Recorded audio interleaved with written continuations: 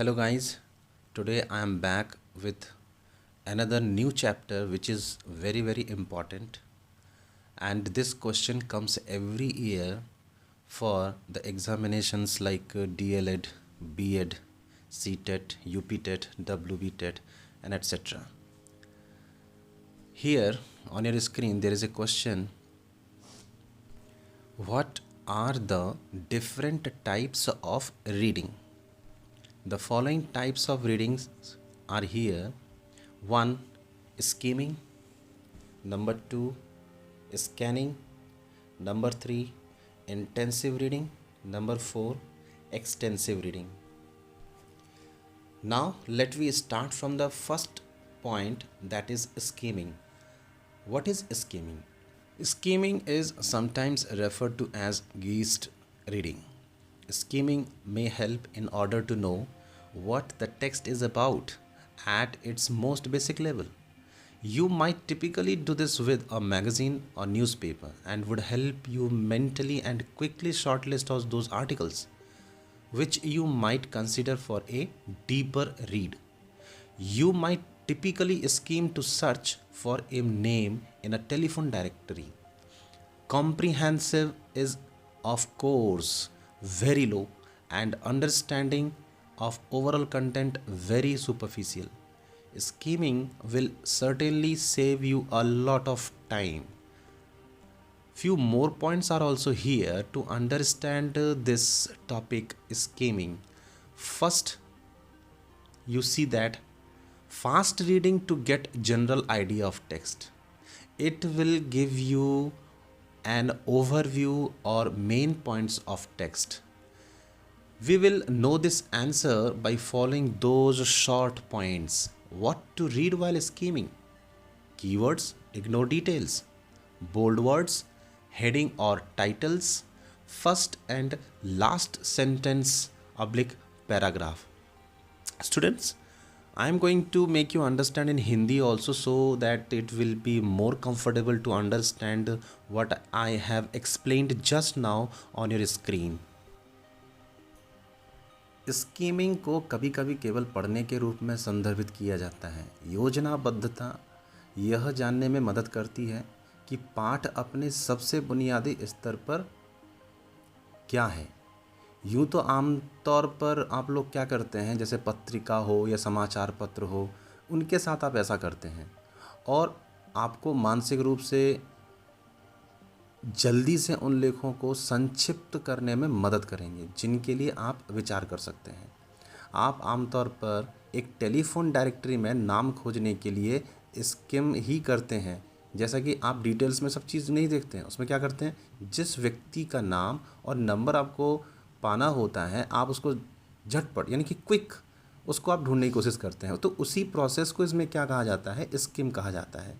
समझ में बहुत कम आता है और ये समग्र सामग्री की समझ भी बहुत सतही है। स्कीमिंग निश्चित रूप से आपका समय बचाती है, क्योंकि इसमें आप विस्तार से नहीं पढ़ते हैं। जितनी जल्दी हो सके आप उस चीज़ को ढूंढने का प्रयास करते हैं जो कि आपके लिए एसेंशियल है, यानी कि आवश्यक है। और जैसा कि देखिए, कुछ पॉइंट भी यहाँ पर कितने सुंदर तरीके से बताया गया है। आप देखिएगा, जैसे कि लिखा है ना कि स्कीमिंग करते समय आमतौर पर व्यक्ति करते क्या हैं कि मेन कीवर्ड्स को देखना, बोल्ड वर्ड्स को देखना, न्यूज़पेपर में सिर्फ हेडिंग्स और टाइटल्स को देखना, और फर्स्ट हेडिंग को और लास्ट हेडिंग को देखना, और फर्स्ट सेंटेंस को और लास्ट सेंटेंस को देखना पैराग्राफ में। तो ये सारी चीज़ें होती हैं जो कि स्कीमिंग के अंतर्गत आती हैं। तो मैं आशा करता हूँ कि आपको स्कीमिंग समझ में आया होगा। तो इसके बाद हम नेक्स्ट पॉइंट को देखेंगे और समझेंगे।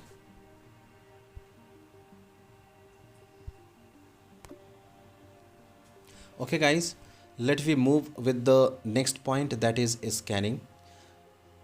Unlike scheming, when scanning you look only for a specific fact or piece of information without reading everything. Yes, am I right?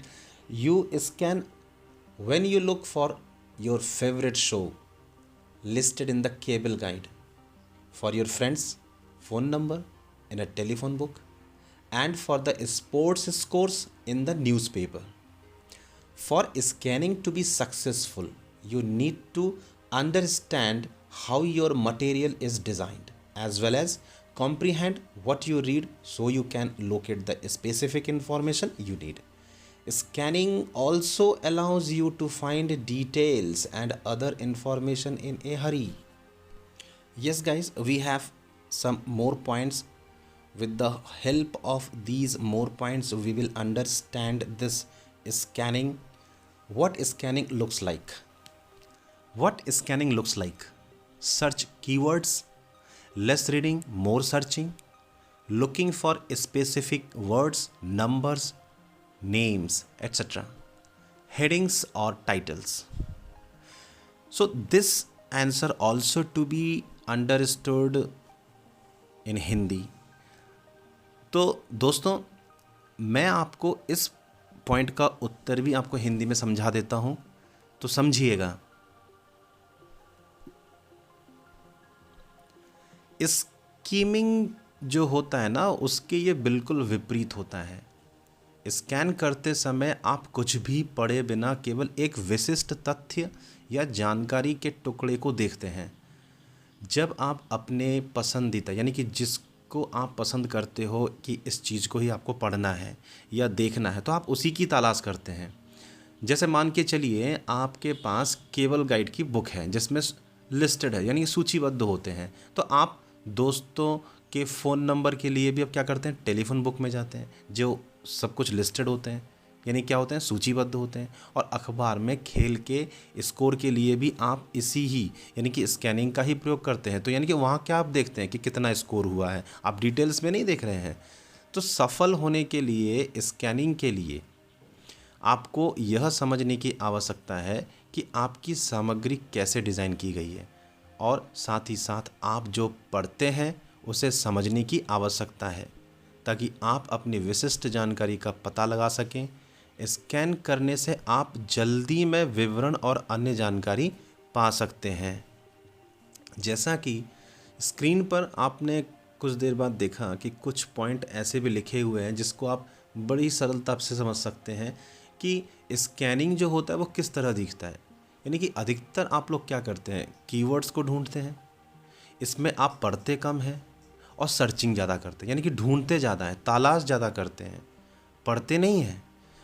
और सिर्फ स्पेसिफिक यानी कि जो शब्द, संख्या और नाम आपके लिए विशिष्ट होते हैं, जिनके लिए आप तलाश कर रहे हैं, आप उन्हीं को ही देखते हैं।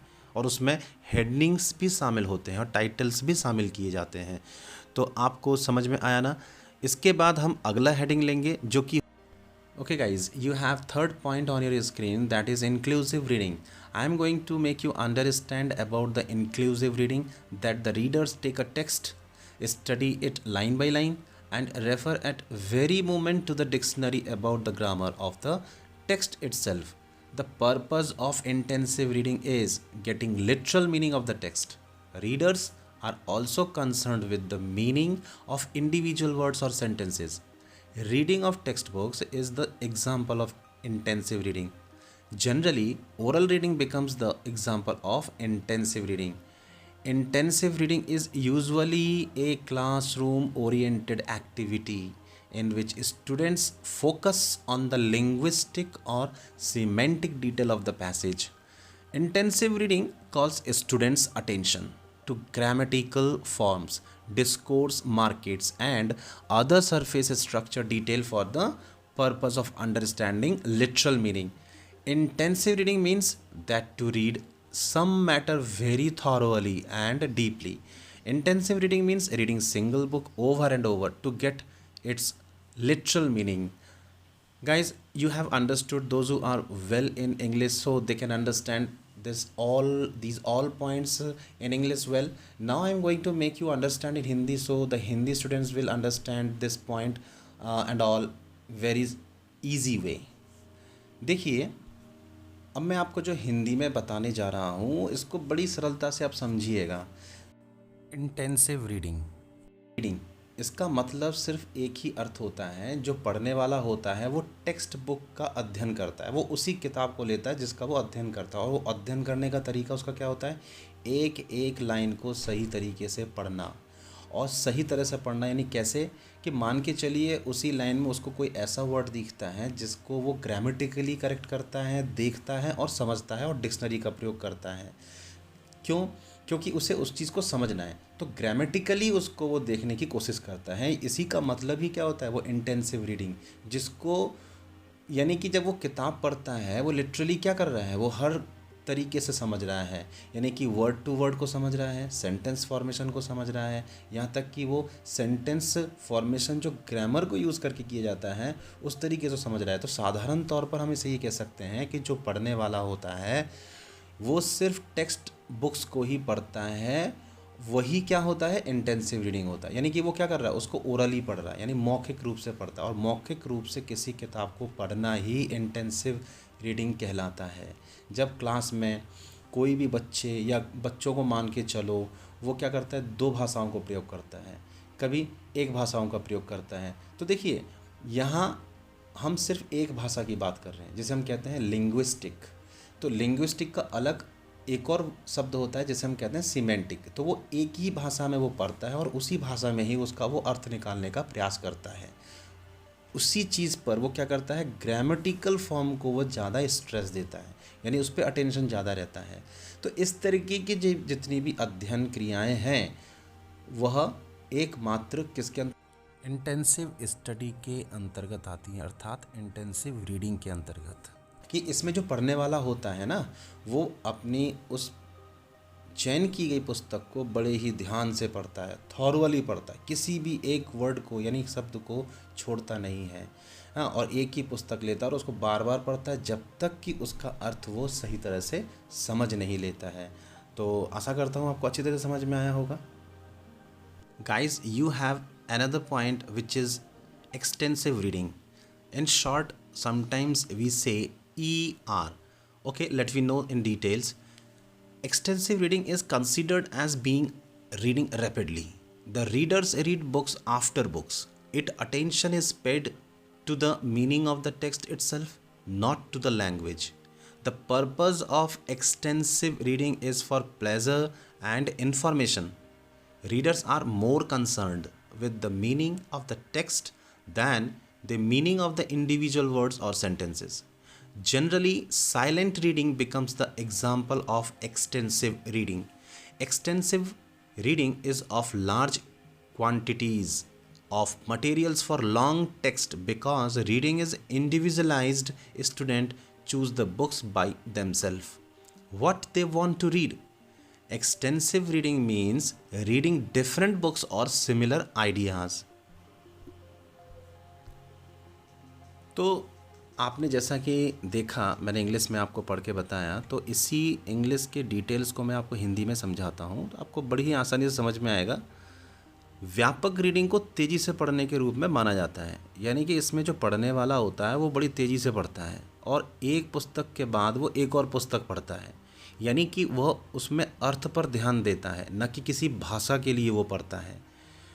एक्सटेंसिव रीडिंग यानी कि जिसे हम कहते हैं व्यापक पठन, इसका उद्देश्य सिर्फ और सिर्फ आनंद के लिए होता है, सिर्फ आनंद के लिए। और जो पढ़ने वाला होता है वो अर्थ के साथ अधिक चिंतित होता है कि वो अर्थ को समझ रहा है, न कि किसी भाषा को, वो चाहे वो इंग्लिश में हो, चाहे हिंदी, उर्दू या किसी भी अन्य भाषाओं में हो। तो व्यक्ति अधिकतर क्या करता है, जो एक्सटेंसिव रीडिंग जैसे कि हम व्यापक पठन कहते हैं, उसमें वह पठन यानी कि जो पाठक होता है वो चुपचाप यानी कि मूक तरीके से पढ़ना पसंद करता है। वो आवाज़ नहीं करता, ध्वनि नहीं करता है, लेकिन पढ़ता चला जाता है बड़ी तेज़ी से। व्यापक पठन का ही ये एक सबसे बड़ा उदाहरण है कि किसी भी पुस्तक को लंबे समय तक पढ़ते जाना, यानी उसकी सामग्री क्या होती है, बहुत बड़ी होती है। जैसा आप साधारण तरीके से समझ सकते हो कि कुछ जो पढ़ने वाले बच्चे होते हैं, या आप मान के चलो कोई भी व्यक्ति या अध्यापक, वो उस पुस्तक का चयन खुद करते हैं। जैसे कि नोवेल, वो क्या होता है, उसकी मात्रा यानी उसकी सामग्री बहुत लंबी होती है और वो उसी पुस्तकों का चयन करते हैं, उसी नोवेल का, वो उपन्यास का चयन करते हैं जिसमें वो अपनी अभिरुचि रखते हैं, यानी कि इंटरेस्ट रखते हैं। उसको फिर स्वतः ही वो पढ़ते चले जाते हैं और अर्थ को समझते चले जाते हैं। तो यही जो पढ़ना होता है, यानी कि विभिन्न पुस्तकों या समान विचारों को पढ़ना ही व्यापक अध्ययन कहलाता है, यानी कि व्यापक रीडिंग कहलाता है, जिसे हम इंग्लिश में कहते हैं एक्सटेंसिव रीडिंग। गाइस ऐसी और अच्छी से अच्छी टॉपिक पर वीडियो देखने के लिए सब्सक्राइब ज़रूर करिएगा।